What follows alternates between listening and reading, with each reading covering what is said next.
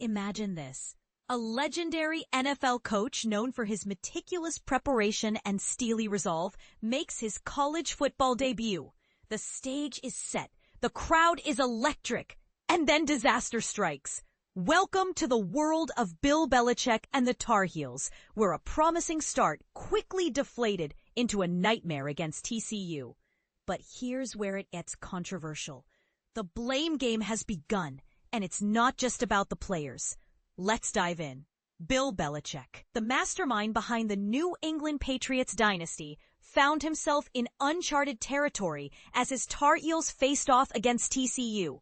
The 2025 opener was supposed to be a celebration, a triumphant return to his college roots. Instead, it turned into a humiliating defeat, a stark reminder that college football is a different beast altogether. But this is the part most people miss. The seeds of this disaster were sown long before the game even started. The Tar Heels started strong, marching down the field with an 83-yard drive in just 7 plays. Quarterback Gio Lopez looked sharp, completing 2 passes to set up Caleb Hood's touchdown. But TCU adjusted, and the rest is history. The Horned Frogs outscored the Tar Heels 48-7, leaving the once electric Kenan Stadium as silent as a tomb. And this is the part most people miss. The crowd, once buzzing with excitement, slowly trickled out, the balloon of hope bursting as the reality of defeat set in. So what went wrong? First, let's talk about the elephant in the room, the quarterback situation.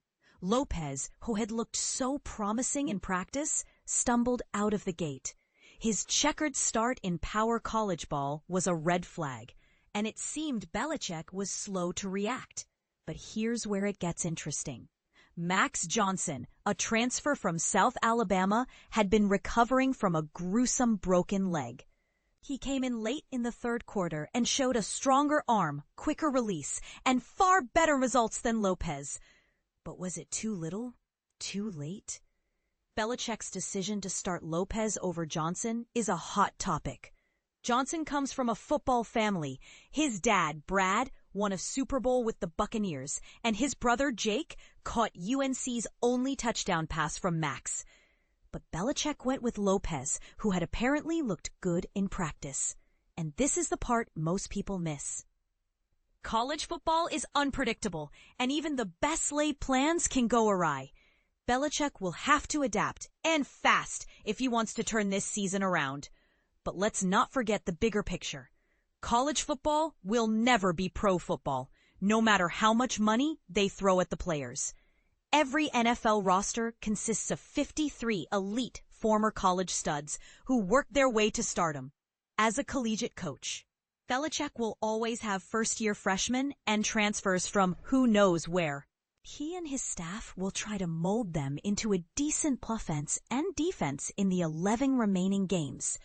But can he do it? That's the million-dollar question. And this is the part most people miss. The fans. TCU brought plenty of rowdy fans from Fort Worth who were loud and proud from the get-go. They taunted the Carolina sections, yelling, "Basketball school, basketball school." But one brave and honest fan in light blue yelled back, "We haven't been that good in basketball lately." Ouch.